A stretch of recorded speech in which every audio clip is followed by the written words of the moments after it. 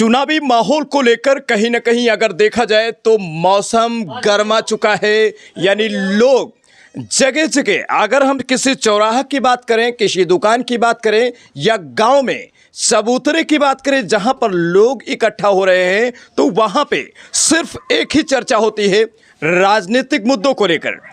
क्या होगा, कौन बनेगा बादशाह श्रावस्ती का, ये वक्त बताएगा।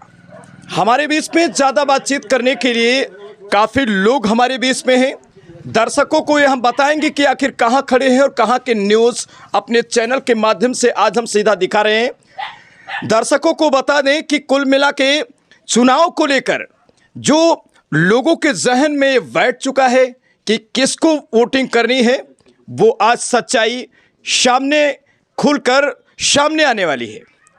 आज हम आपको दिखाएंगे कि आखिर लोगों के जो श्रावस्ती के लोग हैं उनके जहन में क्या चल रहा है, किसको अपना बादशाह बनाएंगे, किसको वोट करेंगे।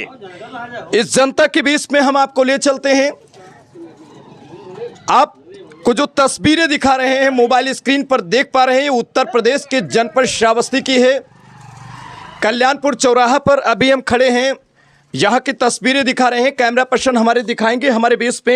यहाँ पर काफ़ी लोग हैं, राजनीतिक मुद्दों पर चर्चा करने के लिए हम उनके पास ले चलेंगे और पूछेंगे उन्हीं की जुबानी कि आखिर ये लोग किसको वोट करेंगे, कौन बादशाह हो सकता है श्रावस्ती का। जी, आपका नाम क्या है? बाबा दीन। आप बाबा दीन, किसको वोटिंग करेंगे आप, वोट किसको देंगे? अरे मोदी जोगी दीन जी। क्यों है? क्यों?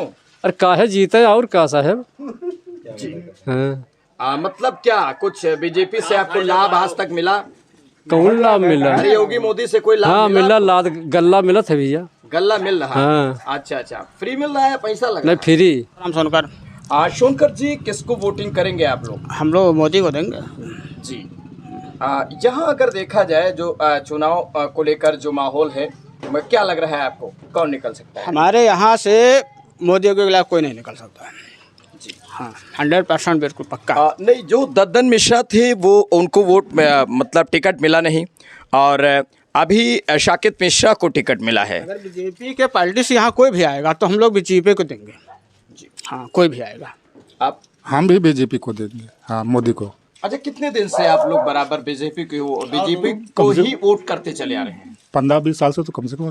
जी। अच्छा, और पार्टियां जो चुनाव के लिए आपके बीच में, आपके बीच में आ रही हैं, उनके बारे में क्या कहें? उनके बारे में वो सब जातिवादी पार्टियां हैं, केवल वोट बैंक अपना वोट कंप्लीट करने के लिए ऐसा कर रही हैं।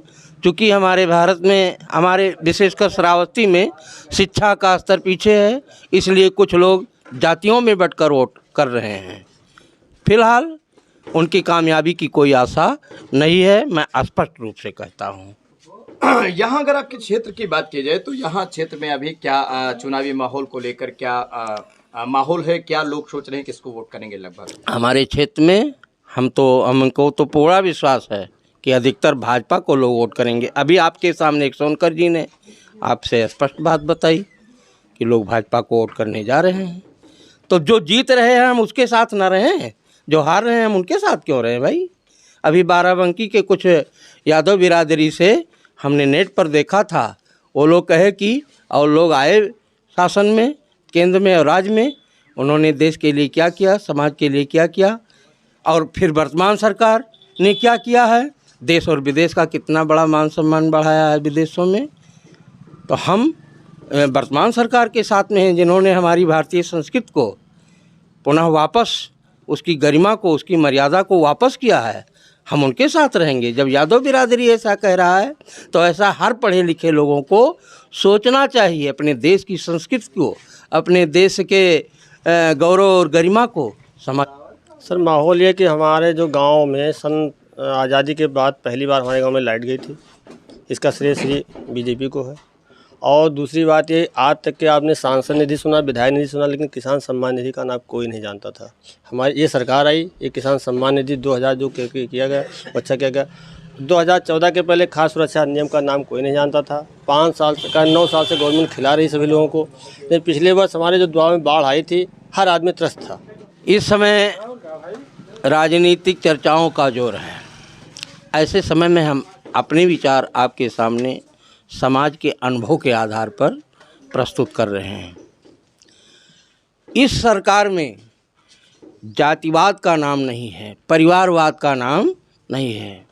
योग्यता के आधार पर, अपने कर्म और आचरण के आधार पर चुनाव लड़ करके जो जीतेंगे वो हमारे लिए काम कर रहे हैं, सभी जाति वर्ग के लिए काम कर रहे हैं।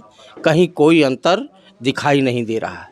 वही किसान सम्मान निधि, वही गल्ला, वही सरकारी सुविधाएं, वही पढ़ाई लिखाई की सुविधा बच्चों को, सभी वर्ग के लोगों को एक साथ समान रूप से मिल रही है।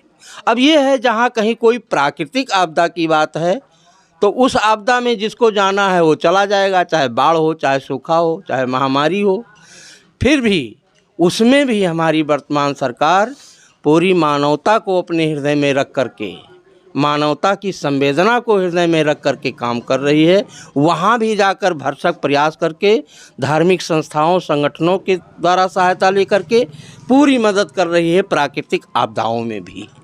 जी, अभी अगर देखा जाए कहीं ना कहीं सांसद जो थे, पूर्व सांसद दद्दन मिश्रा को टिकट नहीं मिला है, साकेत मिश्रा को मिला है। तो क्या आपको लग रहा है कि जो दद्दन मिश्रा नहीं कर पाए, क्या वो साकेत मिश्रा कर पाएंगे जीतने के बाद? आशा तो है जी, आशा तो यही है कि जो दद्दन नहीं मिश्रा को लेकर क्या कहेंगे आप? वो भी ठीक आदमी थे, लेकिन अब ये उनके पहुंच की बात थी, नहीं उनको मिला। तो जिनको मिल रहा है जी जी। और कहीं ना कहीं ये भी तस्वीरें आपको दिखा रहे हैं श्रावस्ती जनपद की। आपको चुनावी यात्रा हमारी चलती रहेगी और हम आपको दिखाते रहेंगे कि श्रावस्ती जनपद में आखिर क्या होने वाला है, कौन बनेगा बादशाह, किसका हुकूमत यहाँ श्रावस्ती में होगा और किसको हुकूमत का अधिकार जनता किसको देगी। ये चुनावी यात्रा हमारी चलती रहेगी और हर जगह की पड़ताल आपको अपने चैनल के माध्यम से हम दिखाते रहेंगे। आप देख पाएंगे हमारे चैनल के माध्यम से कि आखिरकार श्रावस्ती की जनता चाहती क्या है, श्रावस्ती के लोग चाहते किसको हैं। ये हम जगह जगह की पूरी पड़ताल के साथ इस रिपोर्ट को दिखाएंगे। जो दर्शक हमारे इस चैनल पर नए हैं वो चैनल को सब्सक्राइब कर लें। और इस खबर को लेकर आपकी क्या राय है, बीजेपी को लेकर आपकी क्या राय है या समाजवादी पार्टी को लेकर क्या राय है, कमेंट बॉक्स में कमेंट करके हमें ज़रूर बताएं।